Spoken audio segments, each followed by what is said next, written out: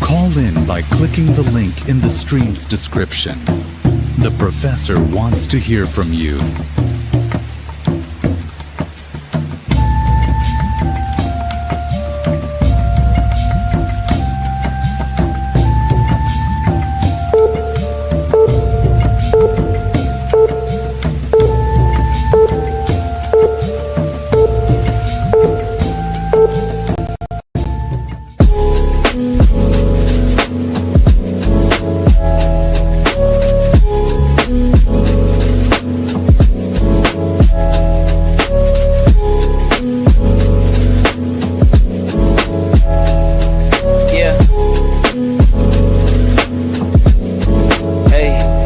Beginnings on the cusp.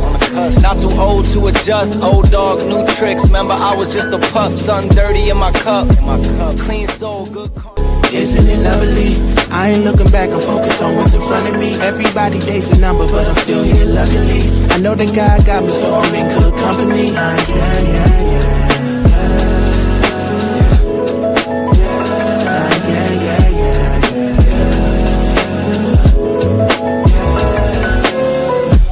Isn't it lovely?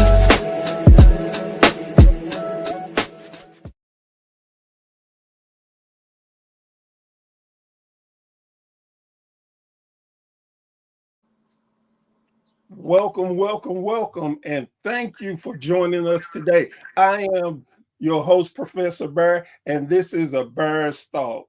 And today we are sponsored by one of my faves, and if you use them, they're definitely become your favorite too. That's Chops Trading Cards and Print-On Designs. Do you need a wrestling card of your favorite athletes or great moments such as this?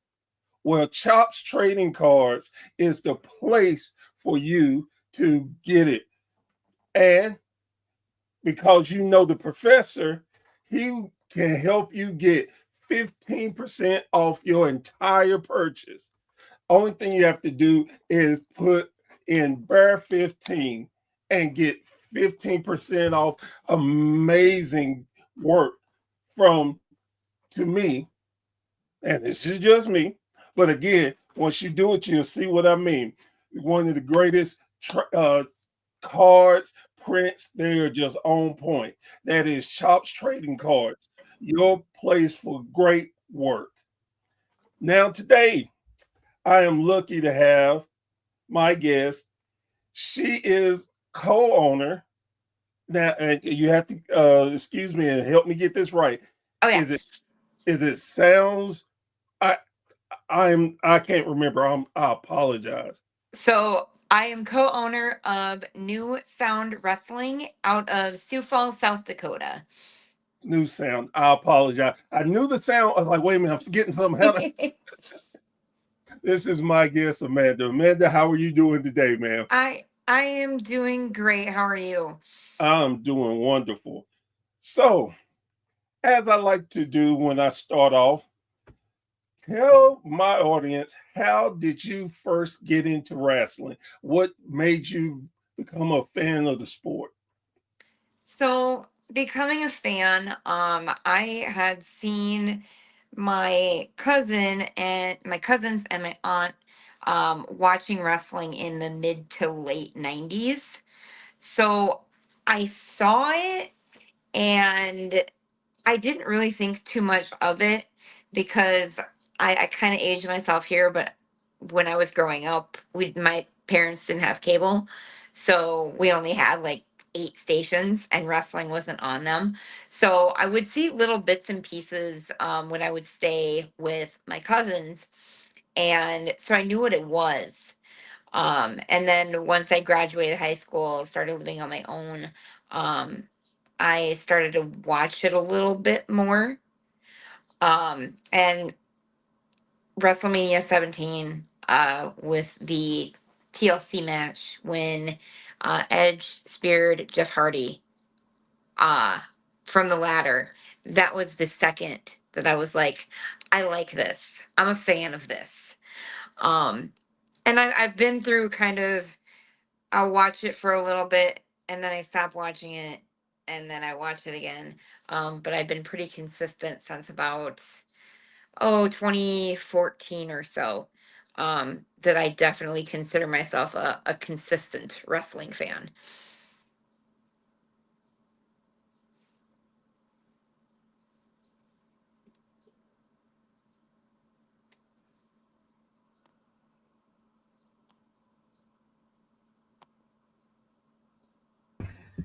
And we have lost Bear. He will be right back. I apologize, Amanda. Something went up with the bear.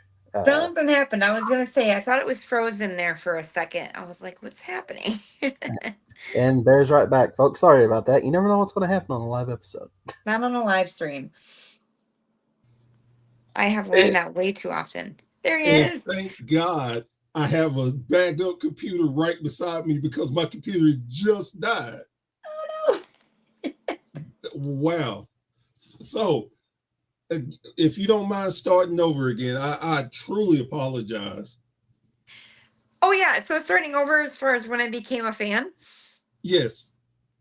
Okay. So yeah. So I kind of got a glimpse of wrestling in the mid to late 90s, when I would stay with my cousins. My cousins and my aunt watched a lot of wrestling. And I only had like 8 channels on my TV when I was growing up because my parents didn't have cable. Right. So I knew what it was. Uh, I didn't get into it too much. And then once I graduated high school, moved out on my own, I started watching it a little bit more. Um, and I really became a fan with WrestleMania 17, when there was the TLC match and Edge jumped off a ladder and speared Jeff Hardy. And that was the second where I was like, that's it. Like, I'm a fan. And I've kind of gone through some waves where I'll watch it and then I'll stop and I'll start watching it again. But I've been a pretty consistent fan now since about 2014. Oh, okay. That's cool. So, and let me say, you're not dating yourself because I went, I go back to the 70s. So you're Yep. fine. I'm I'm an 80s baby originally. I'm a 70 baby. So see, there you go. Yeah, we got You're it. We got fine. it. So so was Edge the first wrestler that you really just cling to when you started getting into it? That's hard because there were a handful. Edge was one. Undertaker was another one. Um, Jeff Hardy, of course, was that too. I was very grateful to actually meet him a couple of years ago, and I said, "Hey, if it wasn't for Edge spearing you at WrestleMania, like I don't know if I ever would have been a big fan." So it was nice to be able to tell him, "Thank you for that." So that was cool. But yeah, it was really kind of those three. Um, and I loved. I especially took to Taker when he started with his American Badass and riding around the ring in a motorcycle. That hooked it for me for sure. That's cool. So from becoming a fan, how did you transform into indie wrestling? Yeah, so actually, a friend of mine who worked at a radio station here in Sioux Falls knew that I was a wrestling fan. And I was also doing some work on the side at the time with the National MS Society, because I was diagnosed with MS in 2008. So I was doing some work on the radio with the MS Society, and my friend Chris had said, "Hey, just so you know, there's somebody coming in to be a guest on the radio, and his name is Nick Dinsmore, and he used to go by Eugene." And I'm like having all this stuff light up in my brain. I'm like, "Yeah, I watched this guy when I first started watching, wrestling regularly." He's like, "Well, do you want to meet him?" I said, "Well, of course I do. Like, I want to meet him." So he gets us linked up and we meet, and I find out that he had actually at the time was married to someone from the town that I grew up near. And he said he wanted to move up here and start a wrestling company because we're kind of, I don't want to say we're in the middle of nowhere, but as far as indie wrestling, it's not here. It's not. And he's like, "I want to start an indie company here." And I told him that day, I said, "You start an indie company and I am coming to every show." And so he started it in about 20, I have to think, about 2015, 2016, somewhere in there. And I did not make it to the first show, but I made it to the second one. And I went to every single one after that. Wow. So it was just, it, it was just kind of a weird coincidence that things kind of lined up the way that they did. So that's how I started getting into the indie scene, and I found right away that I liked it even more than going to a regular, just a WWE show or an AEW show, because of the interactions that you get, and you get to meet these people, and this could be like your neighbor or your friend or somebody across the street. um it's just you get sucked into the action so much more, I think. Yeah, I agree with you 100%. My second wife, um, I got her into wrestling, and she popped more when we go to the indie shows. It's just like you said, everything you said is just totally correct. Hmm. So I definitely understand. So from going to his indie show, how did you go from that to owning your own? Oh, this is a story. So right about 2017, so the guy that I was married to at the time, I had brought him to a couple of shows, and it wasn't his thing. He wasn't that interested in it. So I started going by myself, ended up getting kind of adopted by some of the regulars there. We called ourselves the front row crew. So we go to every show. And at one show, one of the regular wrestlers ended up taking a Tower of Doom move. It went wrong. He ended up breaking his neck Ooh, in the ring. It was horrible. I mean, I still remember that to this day.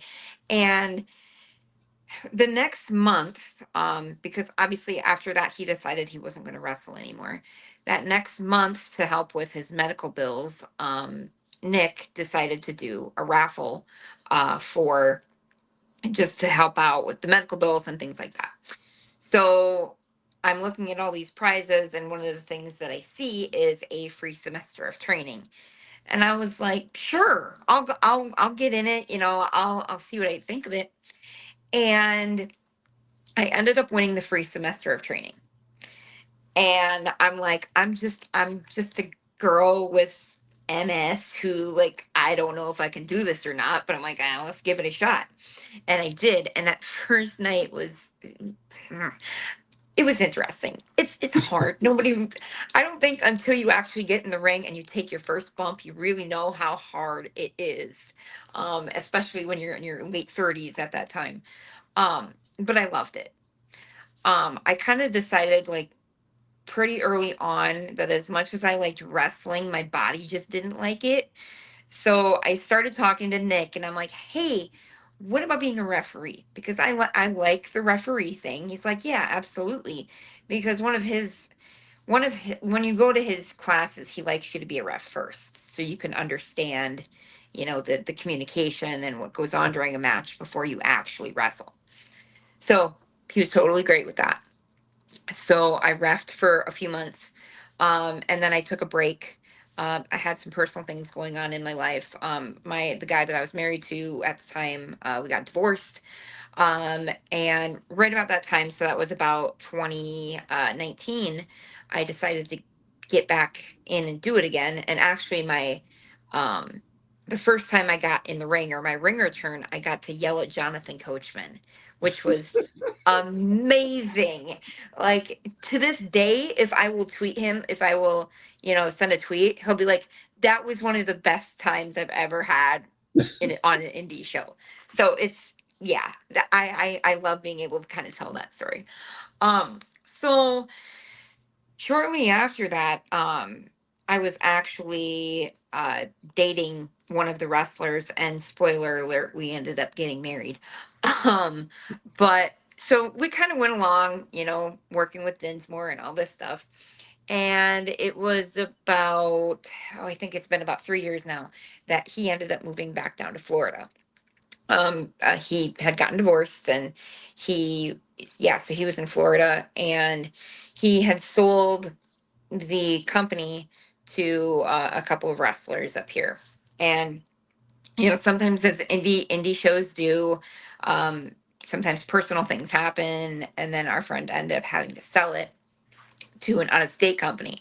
And they kind of stopped running shows a little bit, and we just weren't seeing the exposure to indie wrestling as much. So my husband and I met with a couple of our friends, and we said, we know there's a market for wrestling here. Problem is, we're just not getting enough of it. So we're like, let's go in and let's just try it ourselves. So our first show was in March of 2024. Um, and it was a show in a bar in Valley Springs, South Dakota, that has, like, I think maybe 500 people in it. And we packed that bar. We absolutely packed that bar. Um, and that was when we first thought, this is something. Like, we could have something with this. So that's kind of been our journey into, or at least my journey into the indie wrestling scene. And of course, you kind of go through like ownership changes and things like that. But we're still here. I mean, a year and a half later, still running shows, and we have 3 lined up now for the rest of the year. And now, if you would have told me back when I started that very first training session, or even that first indie show that I went to, that I would be here, I would have never believed it, like, ever. That is amazing. I mean, you you could ask any wrestling fan, hey, you think you'll be an owner of a professional wrestling company? I think that besides being a wrestler, being the owner of a company is damn near everybody's dream. Yes. It's stressful, but you get the same high as, like, when you go out and wrestle a show. I mean, when you complete a show, everybody had a good time. There's I kind of ride this, like, wave for the next couple of days after a show gets done. That's amazing. That is amazing. So, how often do y'all uh, put on your shows? So right now we run about 5 shows a year. So we've kind of said these first couple of years will be a slower start for us until we can really get ourselves established. But we're starting to kind of make some connections with people in Sioux Falls, and we are hoping that next summer is going to be a very, very busy summer for us. That's good to hear. Um, with the transition of just being a wrestler or being a ref and moving to the owner, what is some of the aspects that you didn't expect to happen during that transition? So I think the thing about being, whether you're a wrestler, whether you're a referee, all you do is you go in that day, you do your matches, and you go home. Um, and I knew there would be more work involved, but being a promoter now, you don't realize how much work goes in before to make sure you're marketing your shows. Uh, Financially, you have to make sure you can afford your shows. Um, you got to make sure uh, you're keeping tabs on your attendance numbers. And then after the show, you have to make sure people were happy. Um, and, you have to make sure you're ready to go for your next show. Like, there is no real timeout. I know my husband and I always say, you know, 2 days, for 2 days after our show, we don't talk wrestling at all. Like, that was our rule at first. Yeah, it's the next day we're like, well, what about this, what about this? And that doesn't even include how busy the day of show is. I mean, for us, I'll be out of bed at 7 a.m. um and ready to go, and you're not, and I figure I probably won't be back in bed until 1 or 2 in the morning, just because you've got to make sure you're getting the ring. um and you have to be prepared for any issues that come up. You can have wrestlers, cancel on you because of something personal happening. Um, you could have any number of things that could happen. You could have ring issues, things like that. It's the things that you don't think about when you're just, because I referee at a couple other places as well. So you don't, for me, in that mindset, I'm just like, okay, I'm gonna go to this show, do my matches, get my pay, go home. So I don't want to say being a wrestler or a ref is easier, because it's not. It's just, as a promoter, you have so many more layers to it, and Right. you work so much more before and after the show. Well, see, I understand where you're coming from, but see, I don't have problems. I mean, my show goes perfect. We start on time. So it's hard for me to, understand where you're coming from. So I'm going to try, though. I'm going to try. One of the things this year I was blessed to go to Texas and be a part of a show, and being my first time ever getting in a wrestling ring. And not only that, it was all cage matches. So it was like the little me came out, and I was just wanting to run around and grab a belt like I'm the champ. I'm the champ. Uh-huh. But getting to see the behind the scenes and the wrestlers go through their training, how they get prepared, the referees, the everything. It was such a great experience that I would never live that down. It's just like tremendous. And 100%. and I love, and one of the things I really loved about it everybody seemed like a family. Mm-hmm. Even when you had a problem, the owner had a problem, and Yep. he was all around the place. He was making sure people are good, the things are set up, and but I loved how he kept calm about everything. Even when it was an issue, he was calm. He he knew how to handle it or get the right people involved to handle it. Right. And I learned so much from being able to see that. So I what I'm trying to put out there is I have some ideal of what you go through, and I'm very appreciative of all the hard work and time you sacrifice, you and your husband. That is great, because if it wasn't for you all, and especially in your area where you said you don't have a lot of indie wrestling, Mm-hmm. what would people do for that Right. buzz and everything? So I always love to give flowers and thanks to my guests for doing their hard work. Thank you. And I definitely appreciate that. I know I have so much respect for all the promoters that do these shows and all the owners because it's definitely a sacrifice. And I think it definitely shows the love of the business and the love for doing what you do and wanting to put these amazing shows out to fans. Definitely. Um, do you have um, a chance to bring any big names to your promotions to do shows? Yeah, so we've brought Matt Cross. We're working on a few others that I know I want to have come to us. Right. We were going to have Leo Rush. He was supposed to come last year, but that was about the time that he signed his AEW contract. So timing just didn't work for that one.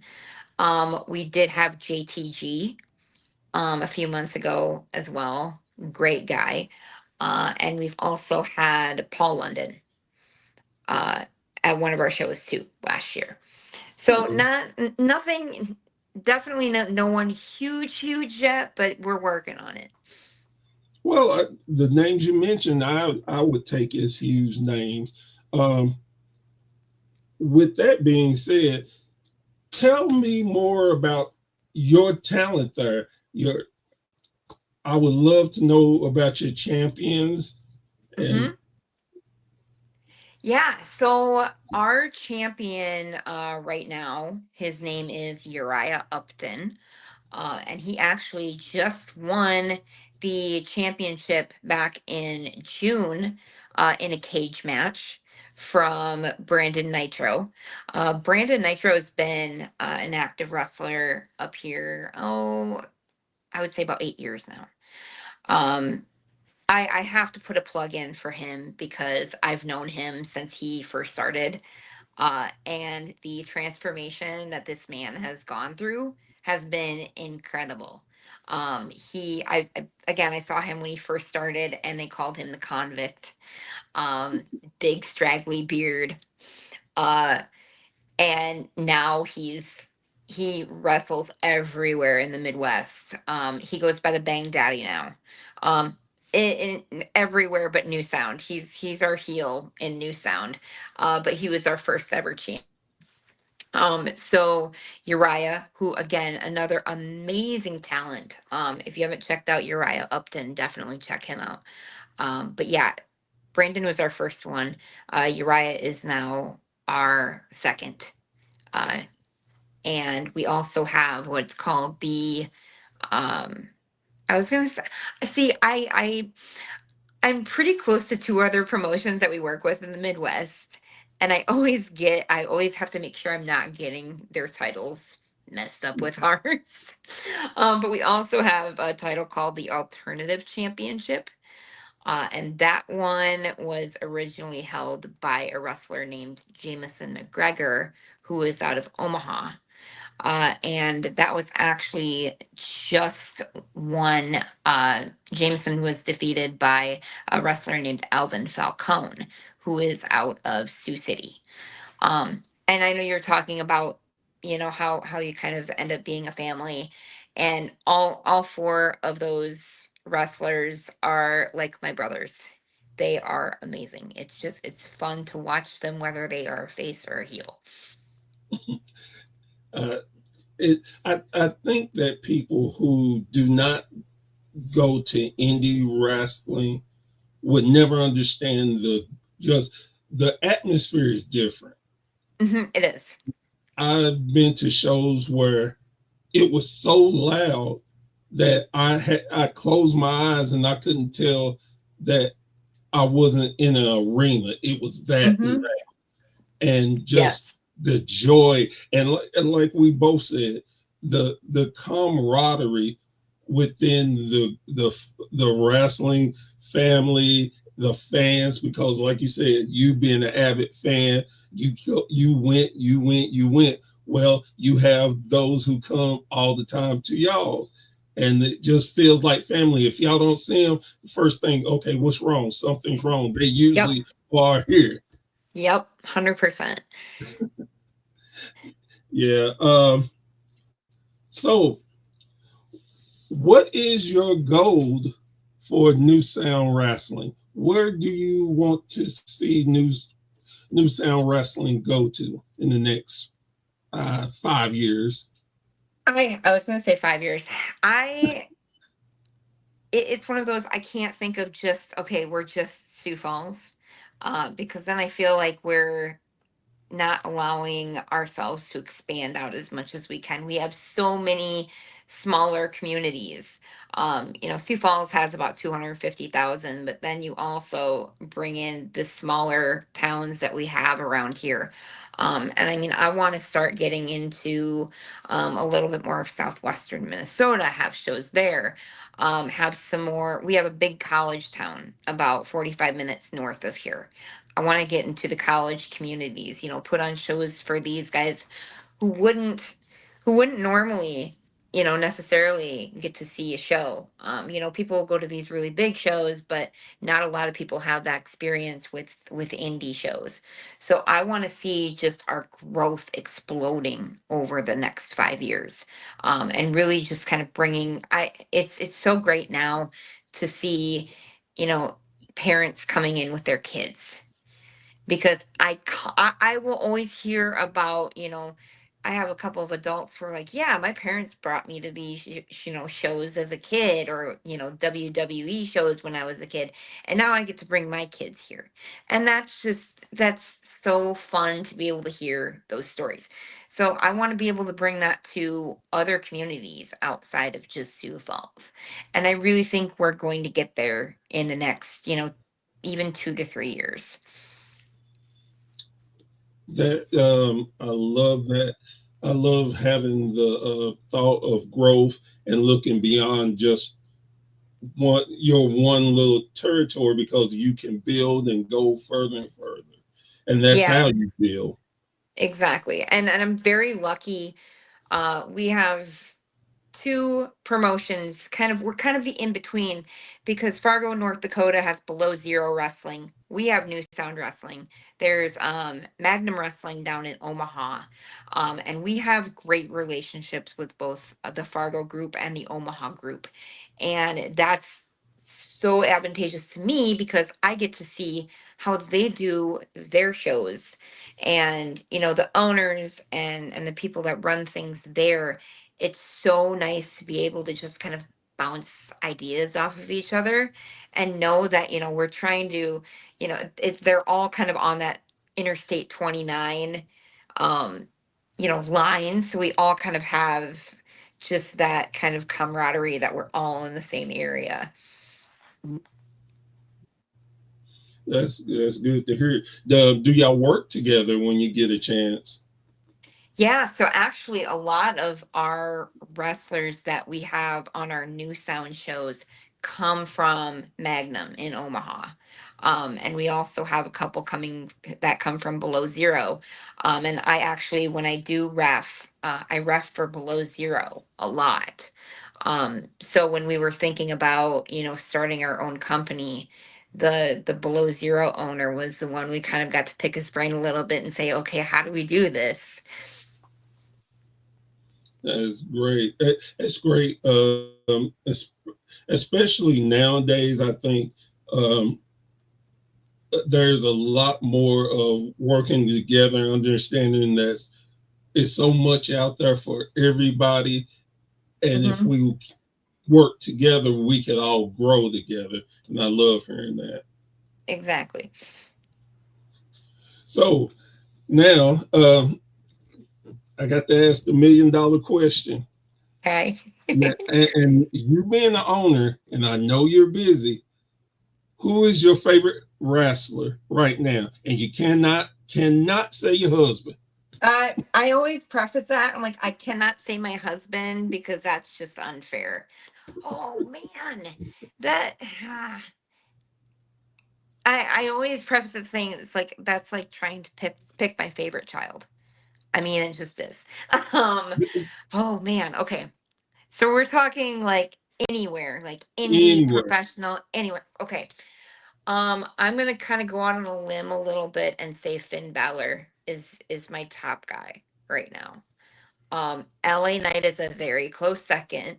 But I really have to say Finn is my favorite. I've been a fan of his for a few years now, and being able to watch what he did back in New Japan, and just like an incredible talent, and getting to see him, on in WWE now and doing as well as he's done over the past few years, has just been great, and he has just this great rapport with the audience. So he's got to. I would have to pick him and say he's my favorite.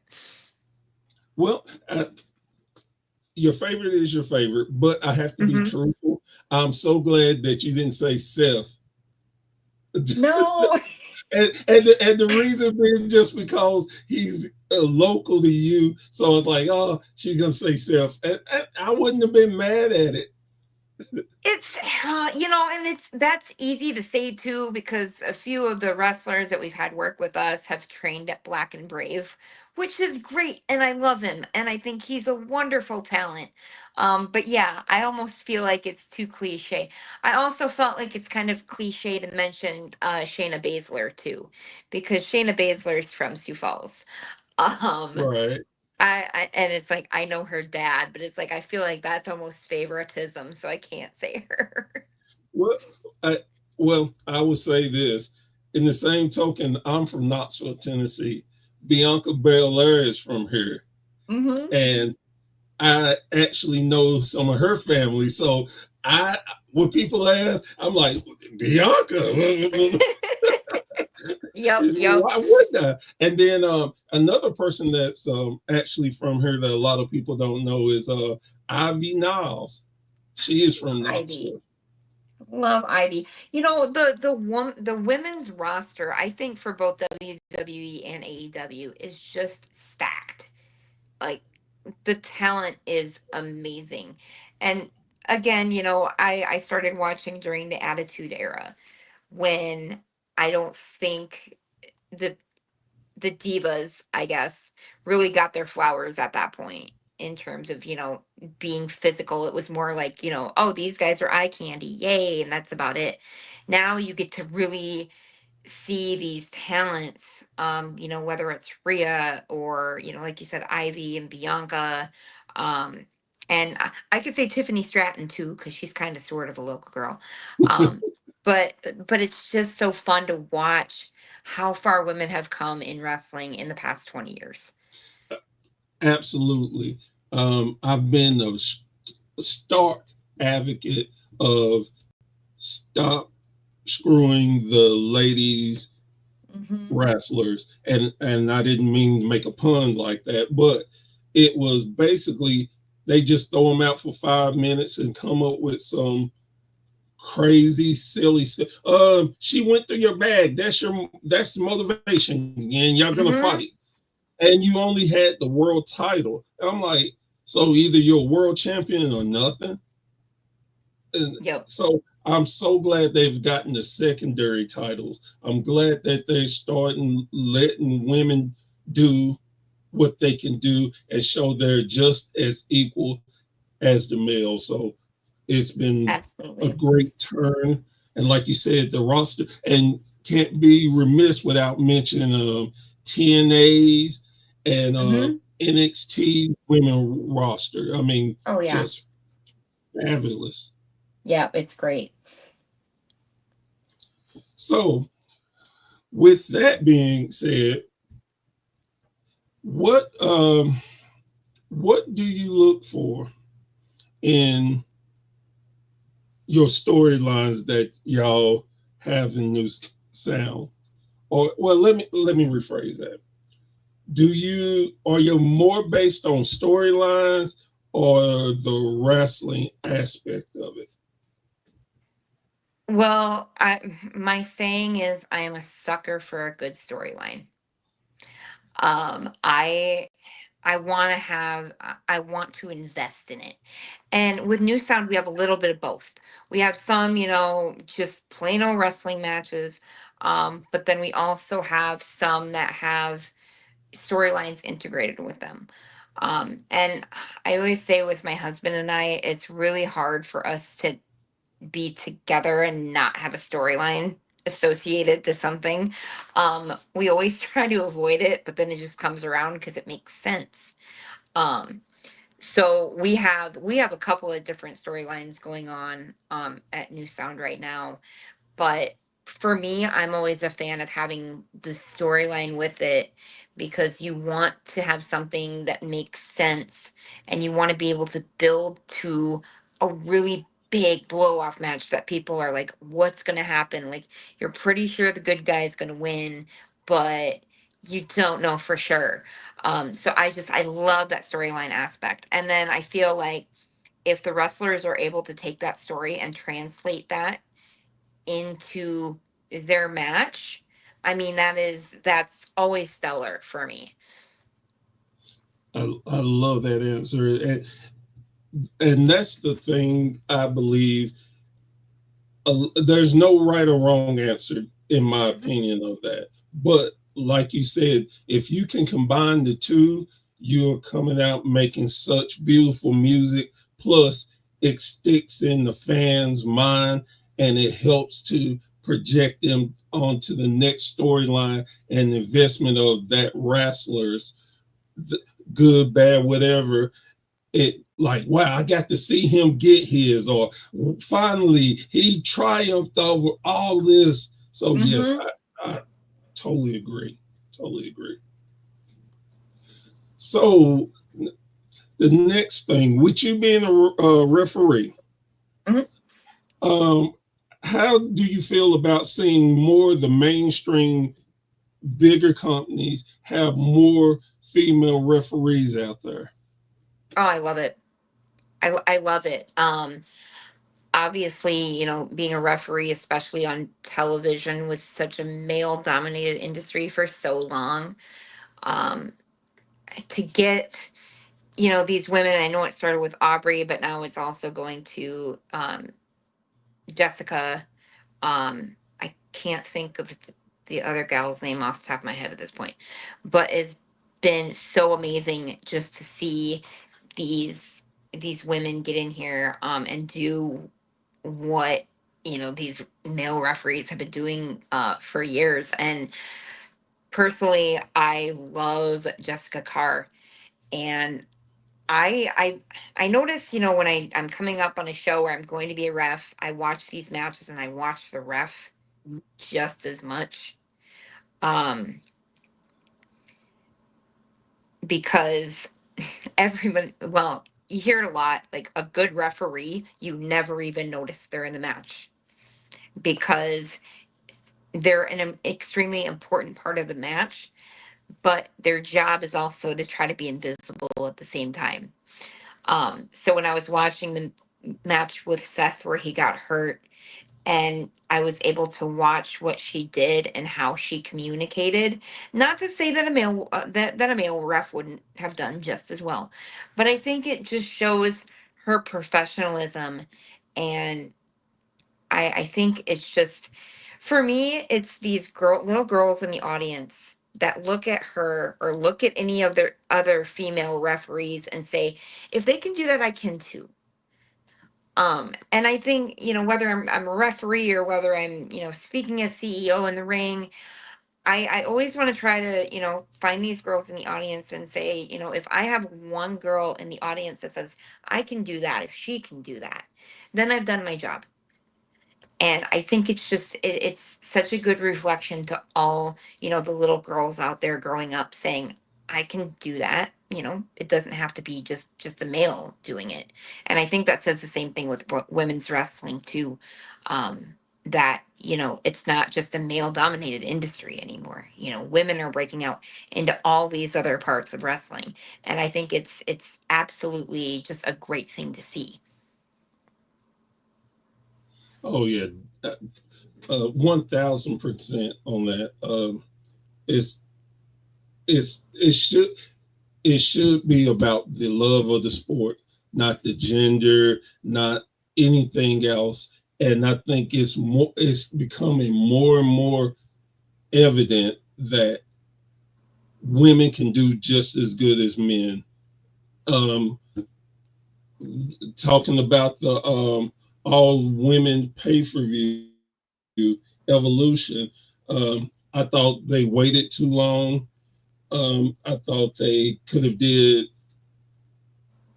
did okay with the first one, but they Mm-hmm. didn't capitalize and continue. That's why I was so proud of the NWA and Mickey James to do their version of all women's pay per view to show that women can do it. You don't have to be in a certain promotion, and Mm-hmm. then think about all the different all women promotions that are out there that are succeeding.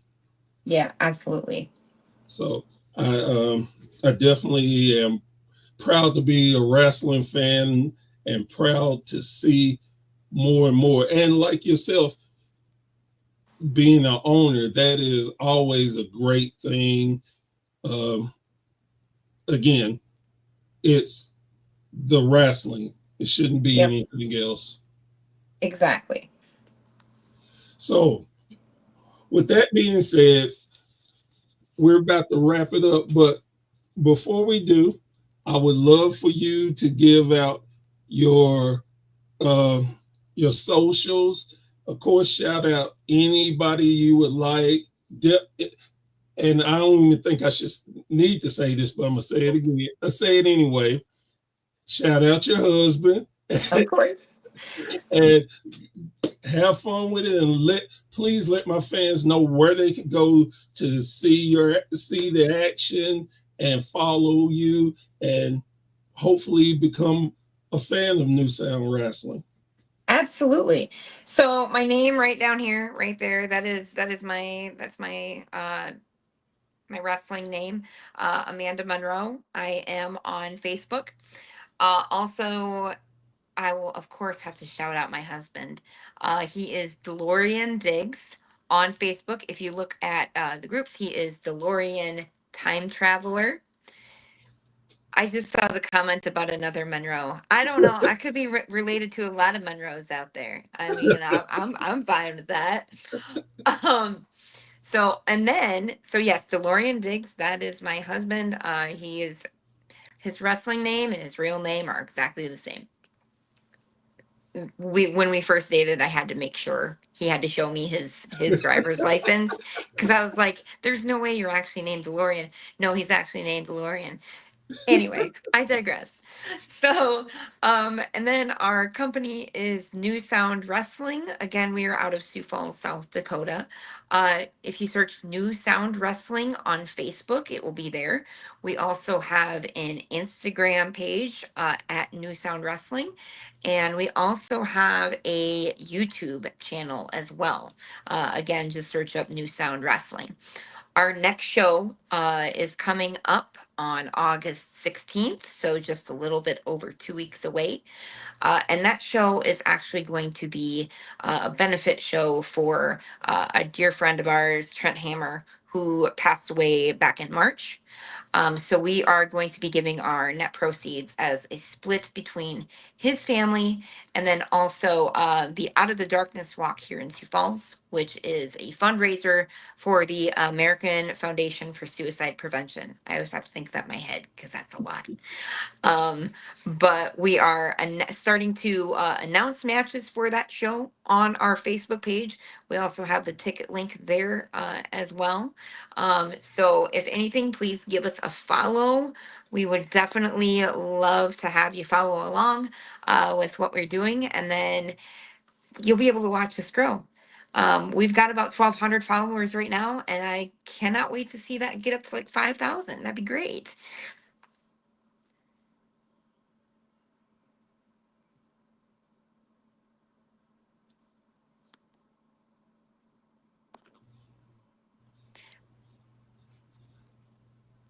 Guys, I apologize. We're having some technical difficulties and I don't know what's going on, but I definitely apologize. There she is. I'm so sorry. I'm right here. It happens. It happens.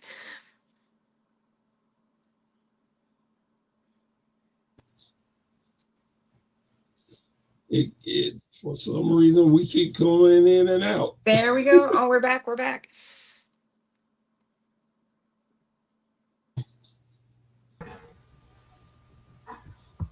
Thank thank you for being here, Amanda. You have froze, but if you can still hear me, I can still hear you're you. welcome. Okay, cool. You're welcome back anytime. We can just let me know and we can work it out. And I hopefully promise you won't be blinking as much as it is tonight. Better technical or non-technical difficulties. All right. Well, guys, girls, thank you for hanging in there and just being a fan and listening to the wonderful things that Amanda had to say and talk about New Sound Wrestling. Definitely give them a look and check out. With everything going on, I'm just going to say goodbye. Thank you before we glitch again. Thank you so much for having me. I appreciate it. Anytime, anytime.